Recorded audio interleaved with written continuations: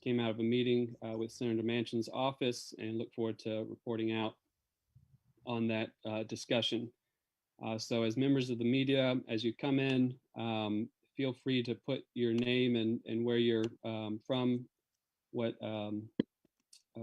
outlet you're from in the chat. And our press secretary, Yolanda Barksdale, do you have other instructions for the media that has come in?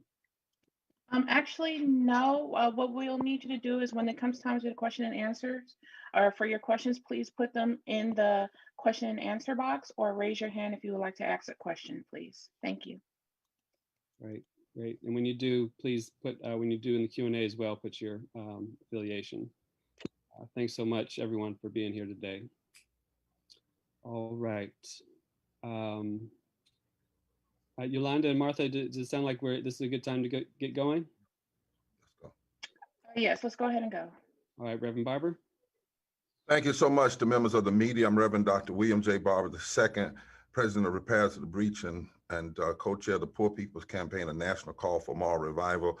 You'll also hear from Reverend Dr. Liz Steele Harris, the Executive Director of Kairos and the co-chair of the Poor People's Campaign, a national call for moral revival.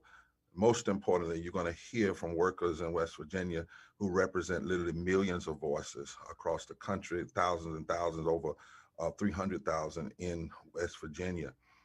We will be in West Virginia on the ground this coming Monday, as well as we will have people on the ground in Arizona and several other states pushing for this full COVID relief that keeps $15 minimum wage in. We can't take, as Pam has told us, the relief out of the relief. This is very, very serious business. We're not backing up on this.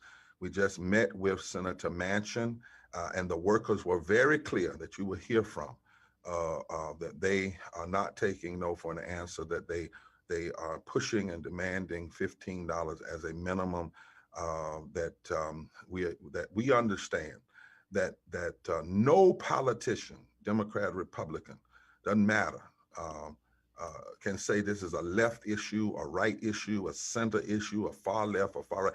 This is a human issue. It's about fundamental justice. It's about the establishment of justice. It's about providing for the common defense and promoting the general welfare.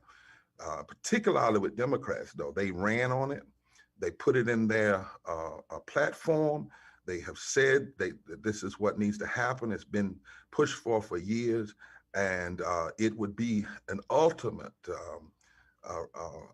abandonment and betrayal to now get here and have the power to do it and then to retreat.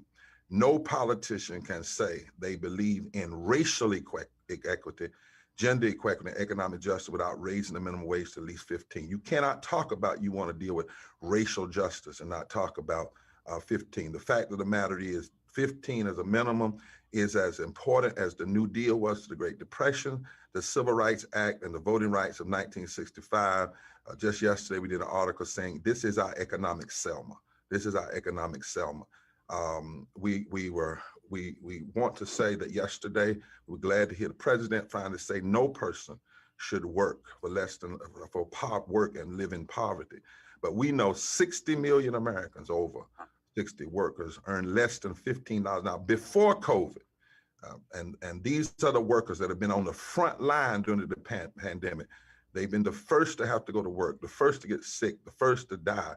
And they've been the first to watch trillions of dollars go to the corporation, the bank.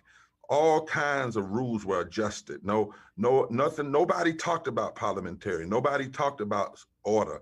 All they talked about was giving money, trillions of dollars, even sometimes money the business didn't even ask for. One time over $1 trillion that came straight from the treasury, didn't even go through the legislative process.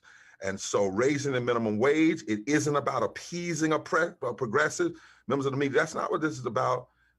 It's about building from the bottom. It's about building the economy that works for everybody. It's about saying truthfully in our policy that we believe in racial and equity, gender, and it's about geographical equity. And lastly, we need to stay, we're calling on Republicans to join. They never have. Democrats to stay strong. And we don't need talk about indexing. We don't need one minimum wage in one state and another in another. People are hurting. Even 15 is a form of compromise, and that is that it cannot stay where it is. We've been far too long, and we must include all workers, including tip workers. So I want to stop here and let the workers tell you from their experience. We want to put a face on this argument. So it's not just about rules and phony conversations about out of order and putting stuff off on a parliamentarian. This is about the people. And one thing we know about Washington, D.C., they can do what they want to do when they really want to do it.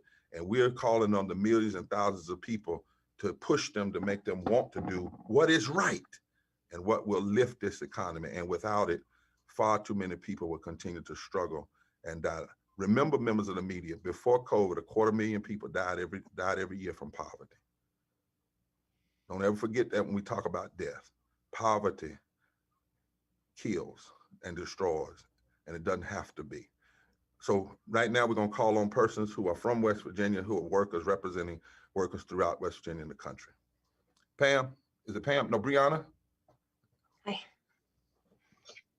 Hello, my name's Brianna. I'm here in Fayette County, West Virginia. I've been a service worker for over 13 years. I've done just about everything in the restaurant industry. I also am a raft guide during the season. When COVID hit, we were only getting, they don't take in the fact that I make a sub-minimum wage of $2 an hour, so they don't take in my tips for my unemployment. I was only getting $67 a week, and that ran out in August.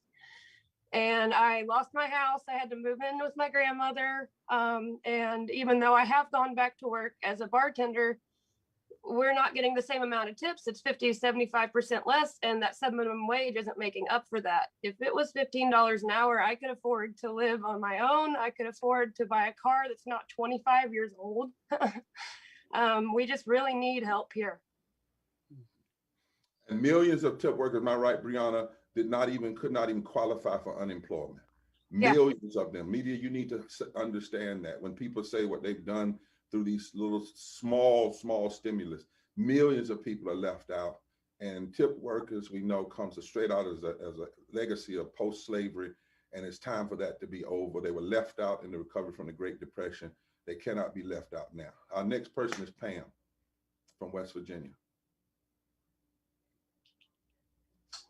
Hello, I'm Pam Garrison from Fayette County too.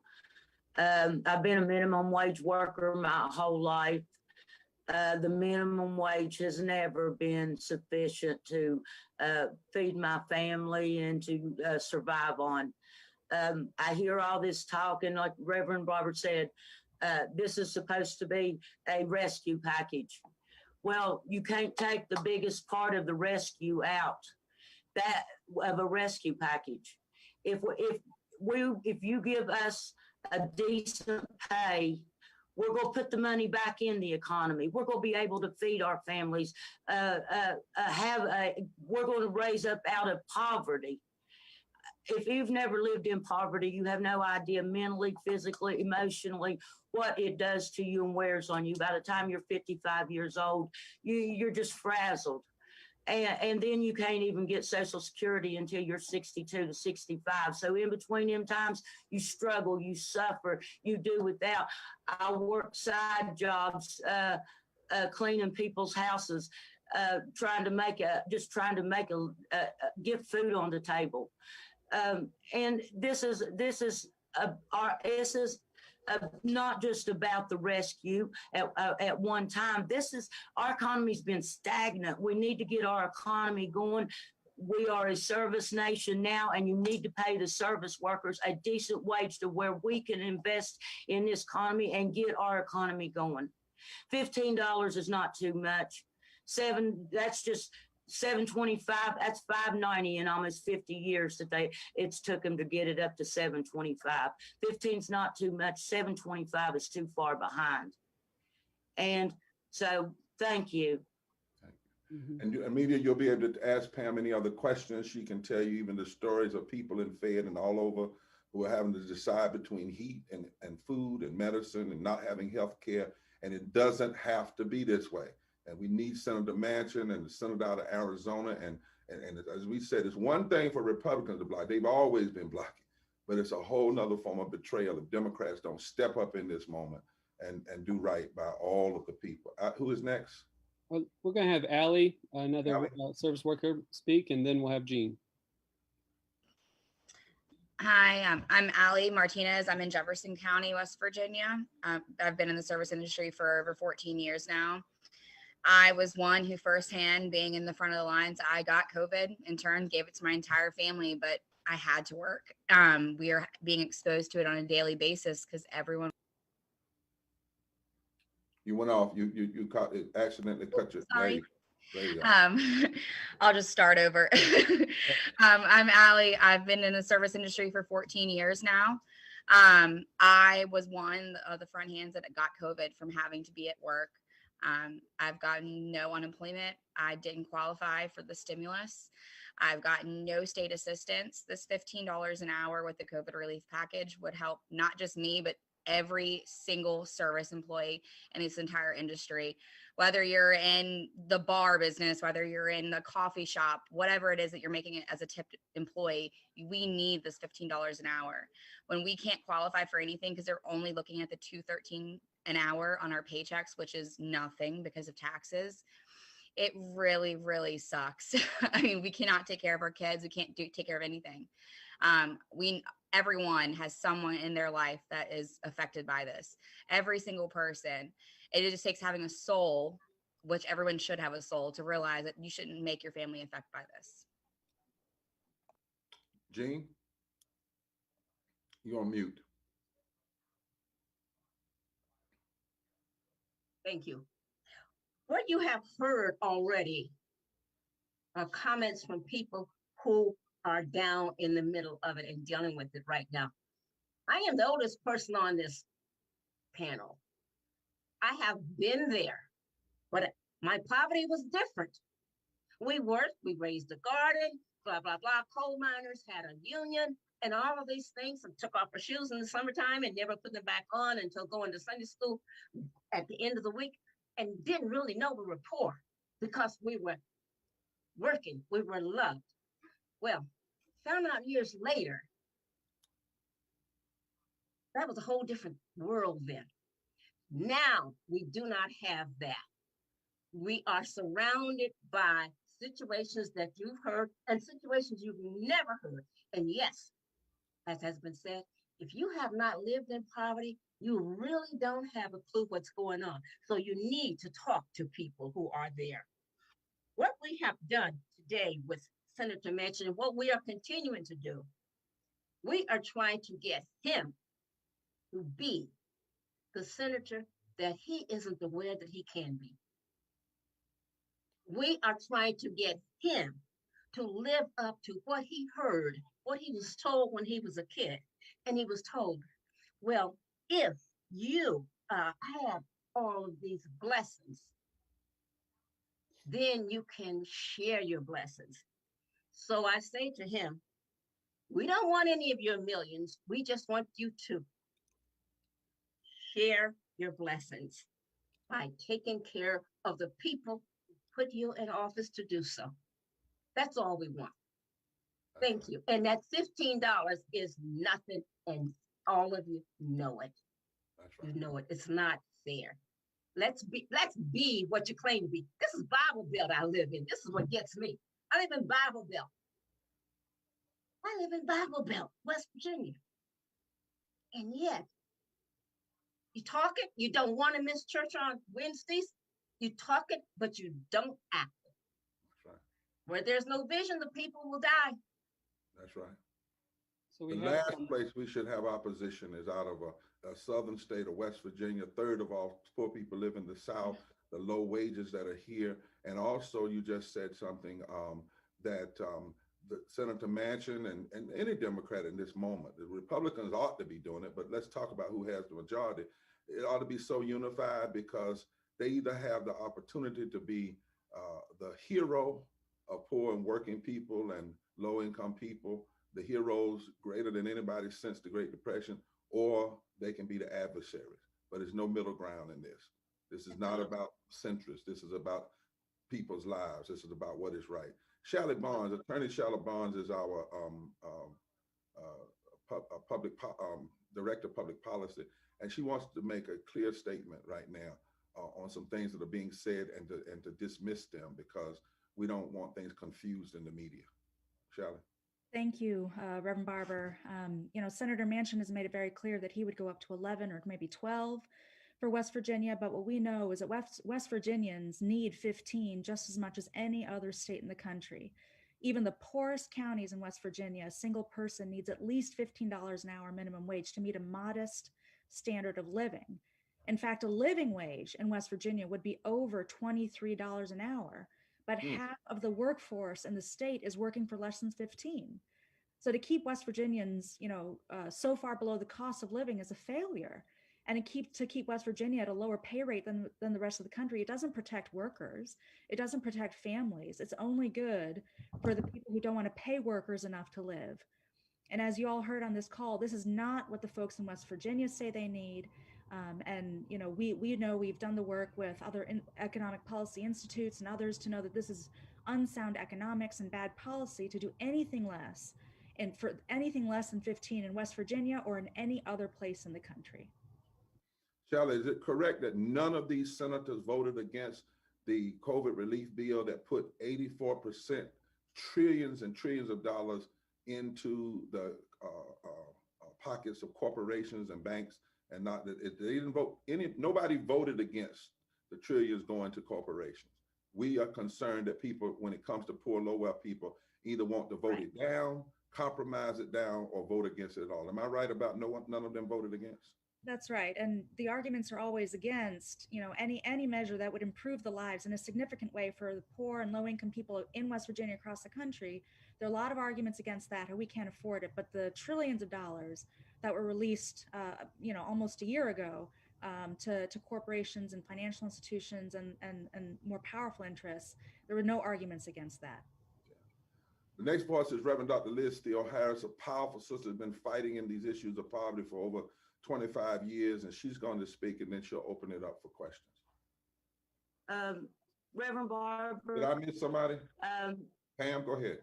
This is Pam. I'd just like to comment and let them know about the meeting we just met with Senator Manchin. He keeps talking about Senator Byrd, and I just wanted to remind him a little bit about what Senator Byrd, the reason that we've got roads named after him, universities, hospitals, everything else, is because of what he did for the people. When he got into power, he used that power for the good of the people, and that's what we were trying to get Senator Manchin to see. If you do what's good for the people, even after you're gone, you're going to be remembered in history. And all of this is going to be history, and how you're going to be seen to the people. And if you help the people raise them up, they're going to admire you. But if you keep dogging them down, you keep your foot on their throat, then they're going to remember that too. That's right. And we're watching. We're not dumb. Just because we ain't got college educations, we're not dumb. We know what's going on. We live it. And every day we live it. And so, these fancy words and stuff they talk and everything, we know what that means. It means side talk and spin, but we know what side talk and spin is. That's and right. We can figure it out. So, we just want them to know we're not taking this no more. We have worked for slave wages, poverty wages for almost 50 years. And we can't keep going on no more. We're at the point where depression was at. Then people was desperate. Well, I'm telling you, we're at that point now. We are desperate. We are not taking no. We are demanding $15 an hour. You're right. So I appreciate that. I just want them to know the severity of this. We're not playing. Yeah. I was amazed. Thank you, Reverend Barber. I was amazed the senator would look in the face and hear the voices and then say, but I'm talking about $11 and then do a little bit gradually. I mean, to hear what the stories you all told and to still come back. And that's why we're not backing up. We cannot back up. But Liz, go forward so we can get into questions. No, that's right. And the stories that people are telling here and that told in that meeting are so powerful, right? We know that throughout this pandemic, we started calling service workers, home healthcare workers, fast food workers, restaurant workers essential.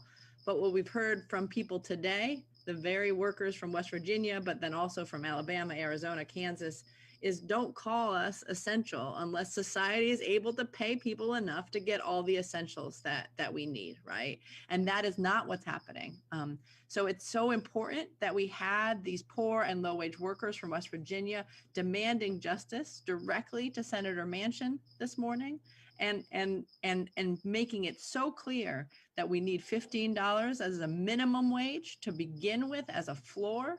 We need a union. We need everybody in, including tip workers, that we have to have this included in the COVID relief package, because you can't take the relief out of a relief package by not raising wages, and that we have to lift from the bottom so that all of society can rise.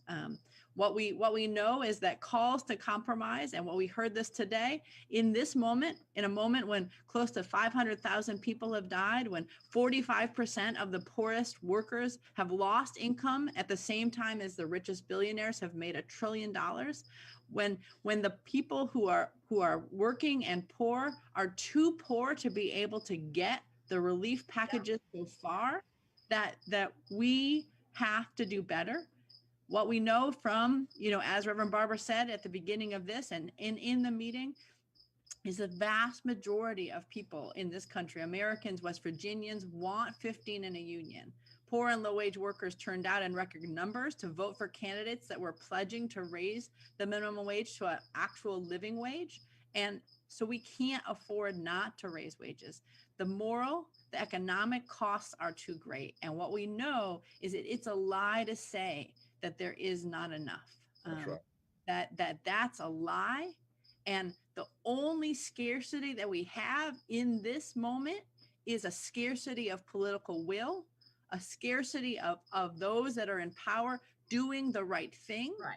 So that's where the people of West Virginia, the people of Arizona, the people of Alabama, the people of New York, the people of North Carolina, in this campaign and in movements across this country, are going to keep on coming forward in power with these demands, because it does not have to be this way.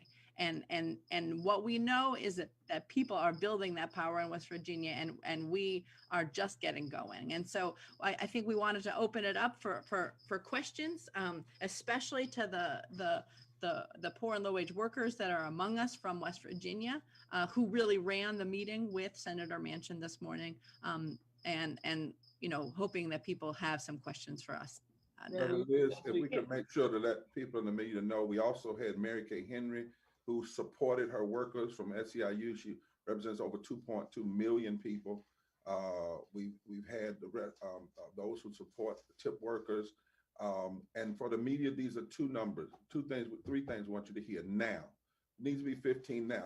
If you notice, all of the trillions of dollars that went to corporations, they got it immediately. Why is it always that we want poor and low wealth people to wait? Number two, 55% of poor and low wealth people voted for Democrats, voted to change the Senate. They wouldn't have the Senate. They wouldn't have the presidency. They wouldn't be it if it was not for poor and low wealth people who believed them when they said, both on the campaign trail and when they said in their platform, that $15 minimum wage was what they would do. And then lastly, for over 40% of Black people work for less than living wage. You cannot talk about, you want to address racial equity and just talk about police reform and prison reform. That is actually disrespectful to think that is the only thing that you have to do to deal with racial justice. You have to deal with economic justice. And you can't say you care for people in Appalachia. You can't say you care for poor white people. You care for women if you don't address the issue of a living wage, and you address it now. We want the media to be very clear. And again, this is not, please don't say this is far left or far right. It's not what this is.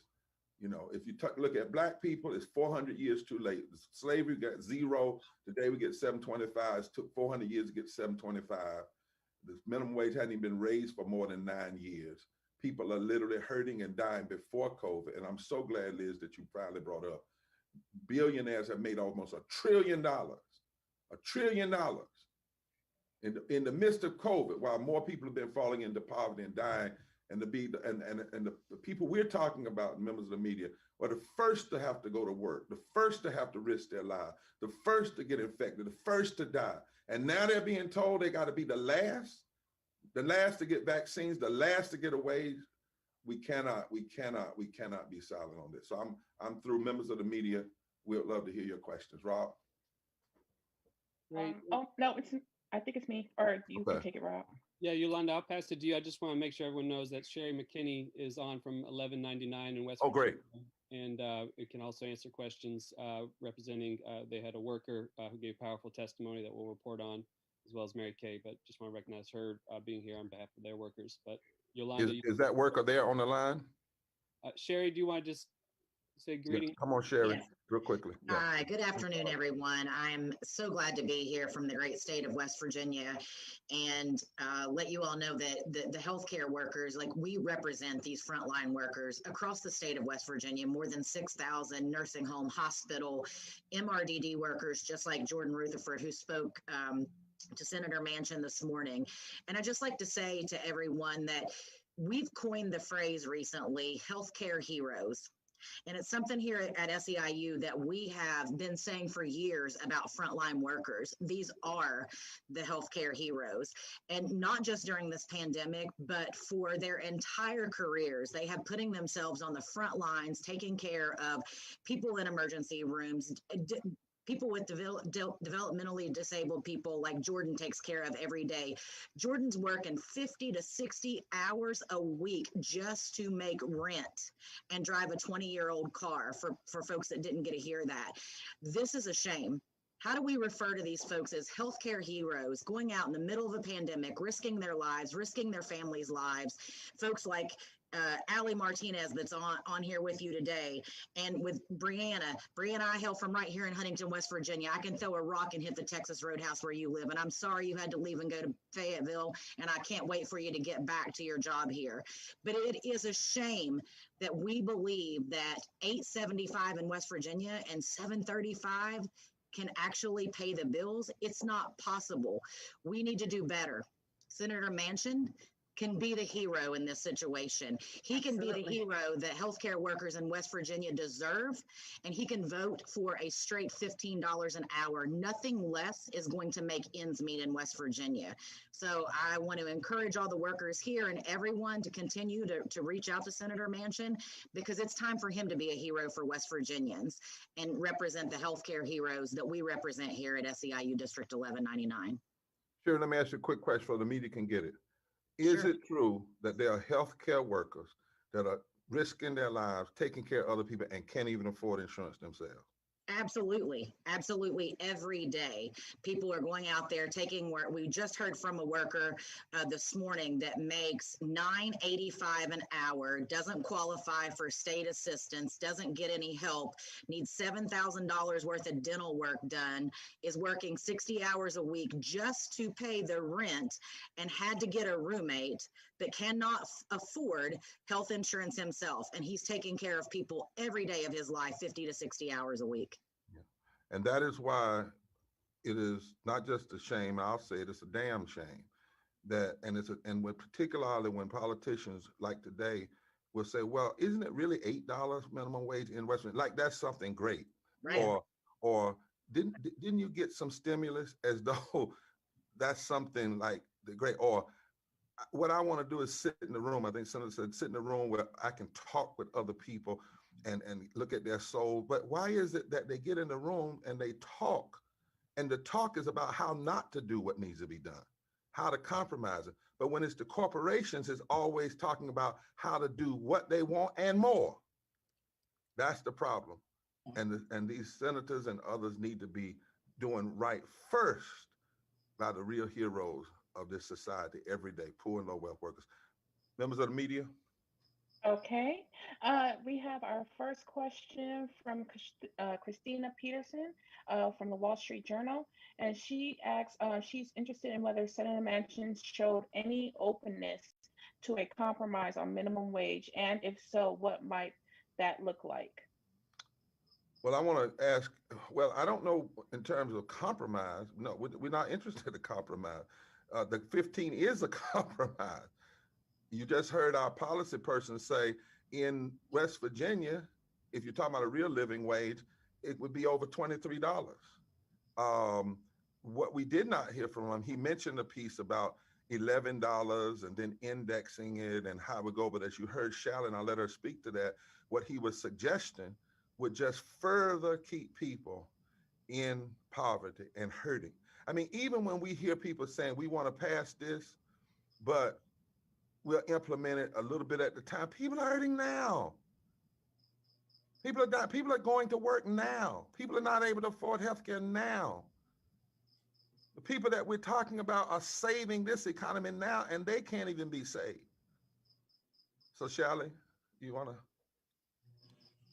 Yes, I mean, I think we've Reverend Barber summarized the basic argument is that willingness to go to 11 as a way to to express an unwillingness to go to 15, and in some places this is that West Virginia can't afford it, doesn't need it, that kind of thing, but we all know that that's simply not true. Again, a living wage in West Virginia would be over $23 an hour, and the economy in general can't afford it. And this is the time for the kind of big, bold economic policies to lift up the 710,000 people in West Virginia who are poor or one emergency away from being poor. I'm sorry, who were poor or one emergency away from being poor before the pandemic. And these numbers have only become worse over the past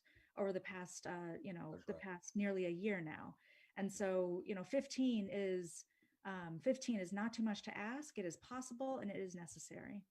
Is there a worker that wants to tell how you really? I have a comment, but a worker, Pam, or any of you all, Brianna, that want to speak to what you heard the senator saying, and whether it impressed you or concerned you, or whether it made you feel better or feel like we need to keep fighting. Right, and Reverend Barber, I just want to make, because I think this will answer a number of the questions that we're getting from the media. If Brianna, Pam, and Allie could respond to how Senator Manchin responded. Great. Impact that had, and what your response to his response as well. Great. This is Pam. As for me, I think he was listening. I think he heard our side, but in his mind, I think he was still wrestling, because he brought it up to us about what all the businesses couldn't absorb it and things like that.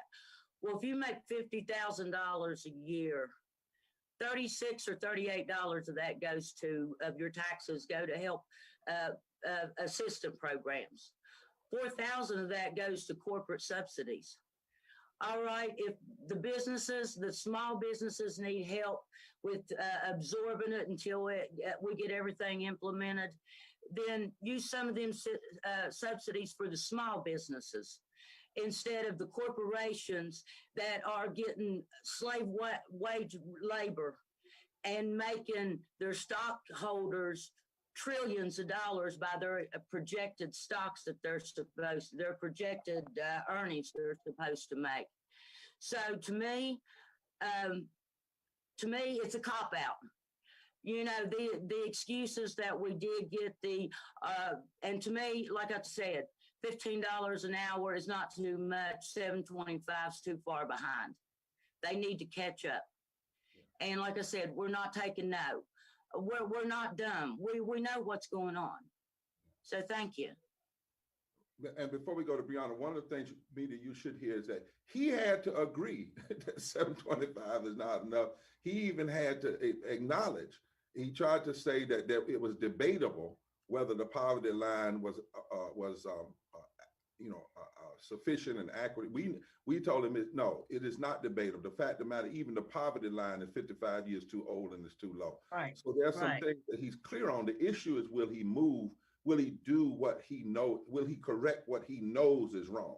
That's the issue. Brianna, how are you in the meeting? What do you think about what he said?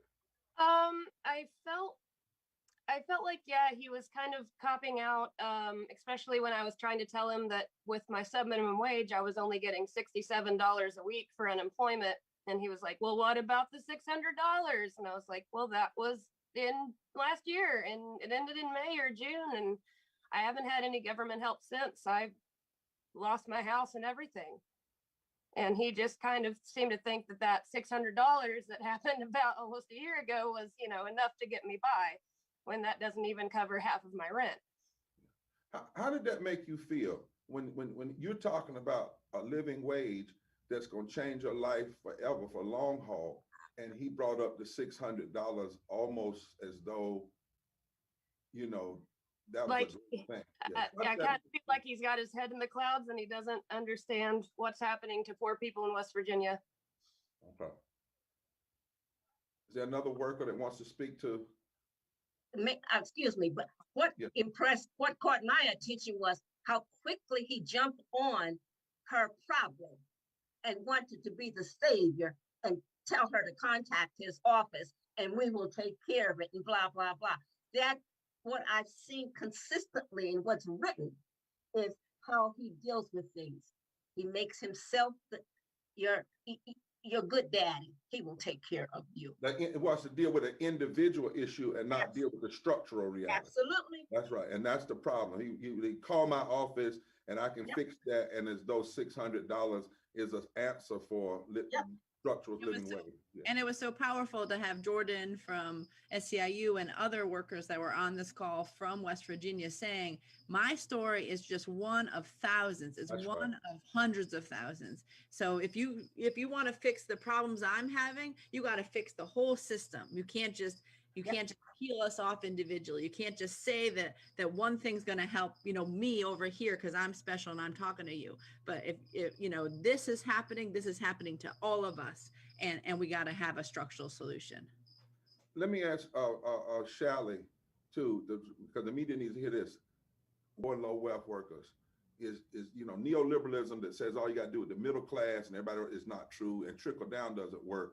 We're saying we need the full just COVID relief, the infrastructure, the green jobs, the changing of the way we look at the poverty codes, the living wages, the healthcare, all of it's the totality of it. And in fact, if you do that, if you actually do that, it's been proven by studies that even the other day when the budget office said that you would lose 1 million jobs, first of all, it's over 10 years, but what the budget office didn't say was all the other jobs that would be created by the money that will come into society, by the infrastructure and all that. So it's not either or. It's not like trying to pick one piece. It's not saying, well, if we just do child tax credit, we don't have to do living wage. Well, if you do child tax credit, but you keep the adults in poverty, one cancels out the other. Shall I speak to that before we go to our next question?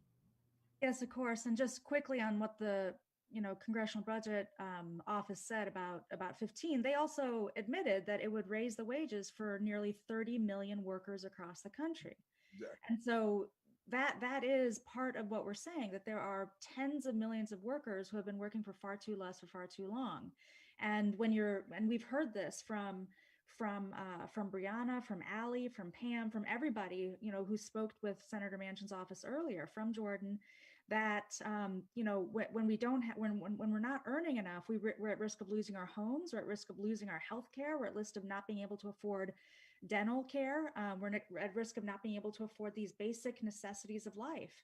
And therefore, in the moral budget that the Poor People's Campaign released in 2019, we showed that you have to address all of these issues together. This includes meeting the needs, raising the resources to meet these needs of the 140 million people who are poor, one emergency away from being poor now, and making sure that we are addressing the wealth inequality, the loopholes that are created through the 2017 tax bill, and we're addressing the disproportionate spending on military and moving resources towards COVID relief, towards healthcare, towards living wages, towards housing, towards ensuring water security for everybody, and proper, safe, equitable schools and education for our children. This is what it means to lift from the bottom. And when we do, this will reap benefits for our whole economy. Every element of every state in the country would benefit, every community. And this is what it means to lift from the bottom. It's a theory of economic it's an economic theory and a moral policy that, you know, when we lift from the bottom, everybody rises. It is the counter to trickle down, which has also been proven false, and that it does not work. We got a question coming in. Question from media. Yes, we have a question from Maya King with Politico. Maya, I'm going to put you on live. Here you go. Maya? Hi, thank you so much for hosting this. I believe you've really already answered my question here. I was wondering sort of what the response from Senator Manchin was to your demands, but it sounds like he really was more willing to compromise than he was necessarily willing to fully listen to what you were asking for. So I'll move on to my second question there, unless there was anything else you wanted to add, and ask what your next steps are in terms of advocacy and how you plan to continue to push for a $15 minimum wage. And full COVID relief. Yeah, we're having Moral Mondays for the 100 days. We'll be on the ground in West Virginia next week, and in Arizona, because we got a Democratic senator out there that's betraying what the promises were. We're rallying literally millions of people. Unions are drawing in. I think, and I'll let Rob say in a minute, all of the labor organizations will be joining us Monday, but most importantly, the people, poor and low-wealth people, moral religious leaders. We're doing advocacy, we're doing calling. If it wasn't for COVID, we'd literally be right there in DC. I mean, the bottom line is we're not backing up on this. And I think it's important for us to say at this point, Maya, you know, we're not going to allow the senators to use this so-called reconciliation and the parliamentarian as a scapegoat for them not voting. The truth of the matter is, over and over again, even yesterday, an article came out saying that this 15 impacts enough of the budget for it to qualify under reconciliation. But even if it didn't, we know the history. There have been times in the past where they have overridden reconciliation for tax cuts for the corporations. So we only hear that all of this stuff when it comes to poor and low wealth people. That's when rules come up and we can't do. But then when it's corporations, it's whatever. As we know, last year, over $1 trillion was handed to corporations that didn't even come through the Congress. It was just out of the Treasury Department. So, you know, we are not falling for the double talk. We're not falling for the excuses. We believe there's an attempt to try to take folk off the hook. They say, well, I would have voted for it, but we couldn't get it through. It can be done, and it must be done. There must be a vote. And the American people need to see where people will stand and vote for the whole bill, vote for it intact. There's some that are trying to say, well, we want to go to regular order, because what they mean by that is it requires 60-some votes. So then they can say, well, it wasn't us. We wanted it, but it's time out. That's what people are saying for these games when it comes to poor and low wealth people. And so we have a full press advocacy in place, Maya. And it looks like Ali has something to add there. My only comment is he was so quick to offer Brianna assistance in a question about, you know, what about that extra 600? It's mind-boggling to me that there was no issue of throwing this extra unemployment out, the 600, the 300. But what about us that had to continue to work, that had no choice but to stay working and was just, you know, we didn't qualify for anything. We got no state assistance. But why is it so hard to give us that extra to the $15 an hour to try and attempt to have a living wage? But they can continue to throw out unemployment benefits, which I get it. Some people were not as fortunate as I was to be able to keep a job, and their jobs are still not open, or they've lost their job completely. Yes, they need financial help too, but what about us that are still putting our lives at risk on a daily basis of having to go to work, but we're not good enough. We're not good enough. You got to get COVID. Oh, well, that sucks. I'm sorry. You have to, put your whole family at risk, but we can't give you that extra money. That's right. I think we have one more question from Yolanda from Michael Collins at USA Today. Yes. So I'm actually going to bring Michael Collins on so he can ask us. And for the members of the media, no, we'll actually be physically on the ground in West Virginia and in these states next week. People will be at the offices of senators. People are saying we're not going to just risk if we got to fight and risk, We're going to double mask. We're going to be COVID safe, but we're going out into the street. We're going in front of these senators' office. I'll be in West Virginia physically, but people are going to be all over the country, workers in these select areas. And Rob, I hope after this question, you'll say the states that we'll be in on Monday. Michael? Okay, I'll bring Michael on now. Okay, Mr. Collins? Hi, thank you so much for hosting this call. You've mentioned several times during this call about how important it is to have this bill as part of, have the $15 minimum wage as part of the COVID relief package. President Biden has said that he is open to the possibility of negotiating a separate bill to raise the minimum wage to $15. So can you talk about why you think it's important to have it as part of this COVID relief package as opposed to a separate bill on its own? First of all, because it's in it. Second of all, because people before COVID were making less than living wage, 62 million people. Third, because the March on Washington in 1957, 63 called for a $2 minimum wage, which would be 15 today. We're 57 years too late. Fourthly, people are dying. Fifthly, people have made a less than living wage are the ones that have been the first to put their lives on the line, the first to get affected, the first dying. There's no such thing as COVID relief that does not address the economic disparity that COVID has exposed. And lastly, you cannot talk to us about racial disparity and you don't deal with raising living wage. 44% of African Americans make less than a living wage. You can't talk about gender and geographical equity, racial equity and gender and geographic equity. So, and the president ran on it. There was no conversation during the election. There was no hesitation. There was no stuttering. Not one Democrat talked about, when we do COVID relief, we'll keep it out, or well, the only way we can do it is a 60 to put it in an order where it would require 60 some vote. No. That's all you heard. 15 in the union, addressing racial disparity and expanding healthcare. Platform, you run on it, you do it. The one thing that the extremists who call themselves Republicans are good at is they do what they say. If they say they're gonna hurt Black people, they do it. If they say they're gonna take healthcare, they do it. If they say they're gonna give tax cuts to the greedy, they do it. Why is it? Right now, and the two senators from Georgia, they ran on it. That's how the Senate was changed. 55% of poor and low wealth voters voted for Democrats, the Biden-Harris ticket, and to change the Senate because they voted for change. And there's no reason not to have it in. We don't need a compromise to another bill. We need a fight for this bill, and it's in the power. Even if there was some parliamentary, there's a process even there for overruling that. And I'm glad that Pam brought up Byrd. The Byrd rule, Byrd put that in there to stop. The original intent of it was to try to keep powerful corporate forces and others for being able. It wasn't supposed to be used to hurt poor and low wealth people. It wasn't supposed to be used to block lifting poor and low wealth people.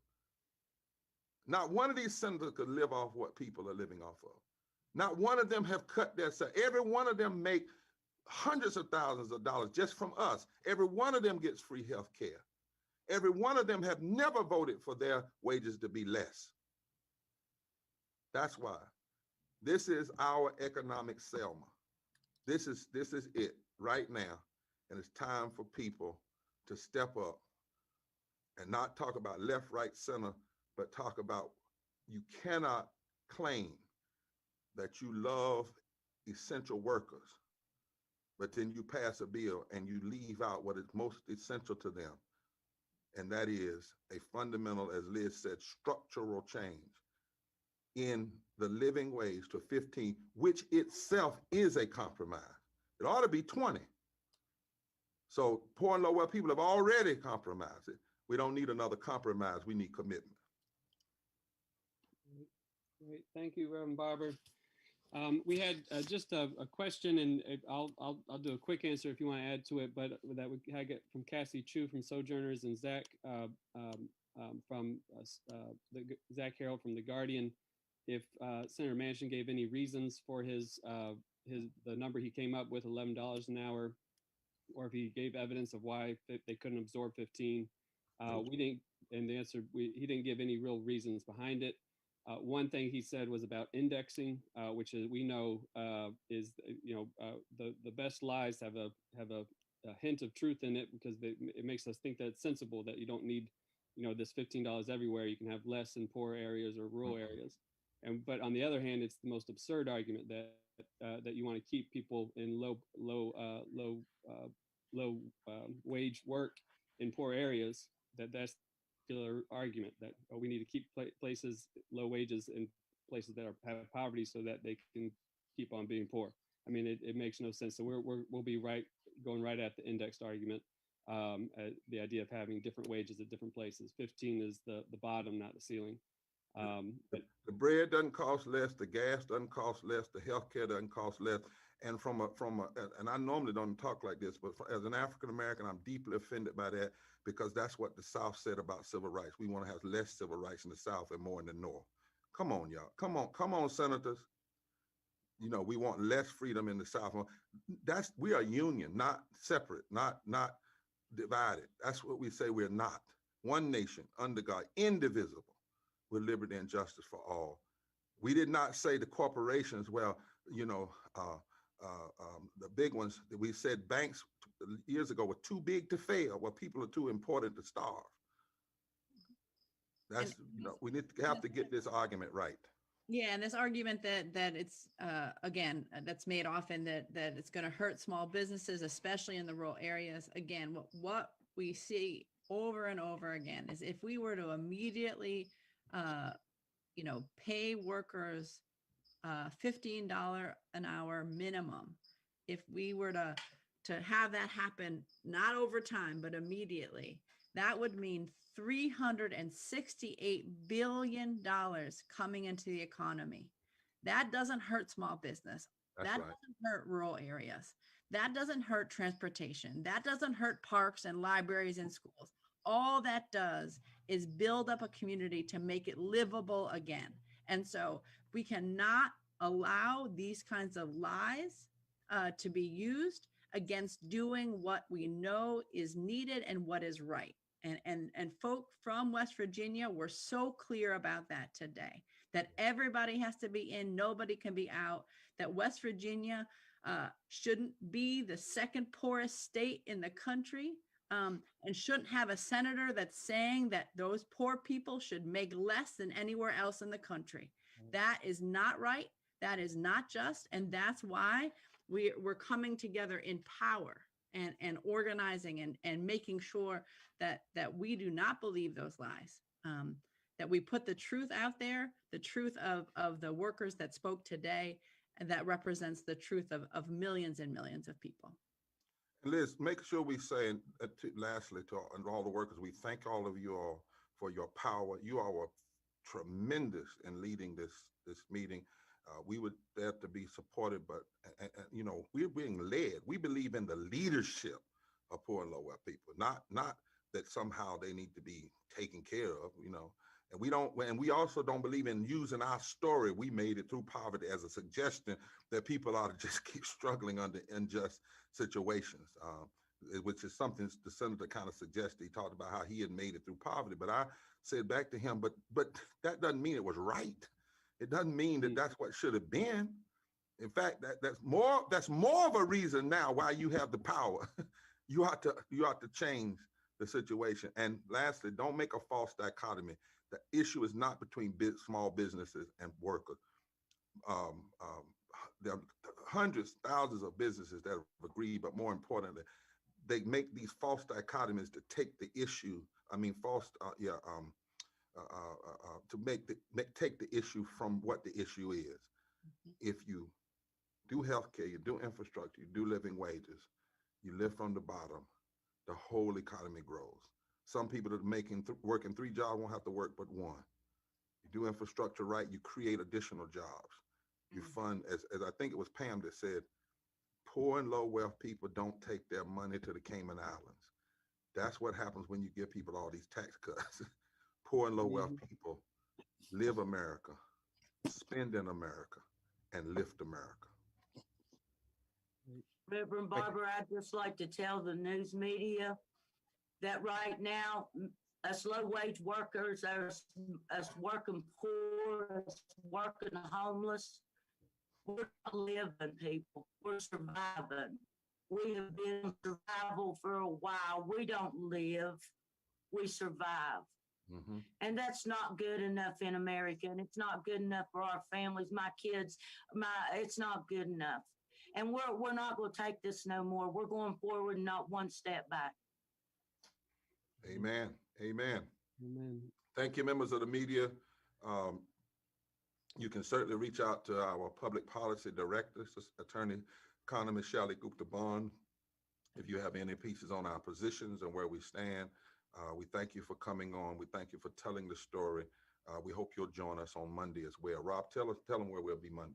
Yes, on Monday, I see the question too on who will be with us. We're joining forces again with many of our state coordinating committees, the Poor People's Campaign and One Fair Wage and SEIU and CWA. So we'll have the labor unions there joining forces, also with the tipped workers, saying that we're not going to be divided, along with poor and low income folks. We'll be in West Virginia, where Reverend Barber will be. We'll also be in Arizona, in New York, in Pennsylvania, in Michigan, in Illinois, in California, and New Hampshire. And there may be others added as time goes, and Washington, D.C. as well. And we'll also have small business owners who have been a part. And if you didn't see our Moral Monday from 2 weeks ago, you'll see that we had small business owners. There's a coalition of over 800 small business owners who have come out for One Fair Wage to endorse this. And so we'll have a large coalition to push this through. We know that we're closer than we've ever been. And I hope you can tell from the commitment of the folks on this call that we're not going anywhere and we're not giving up. We're not going one step back, but we're going to push this over the finish line. And we're looking forward to the people rising up in amazing ways this coming Monday and in the weeks to come. So we thank you for joining us. And please reach out to the comms folks, Martha and Yolanda, if you have any follow-up questions. But thank you all so much. And thank you to our speakers for being in the meeting today and for being on this press conference today. Your voice has been an inspiration to us and to so many. And we'll keep on building together. All right. Thank you. Thank you all.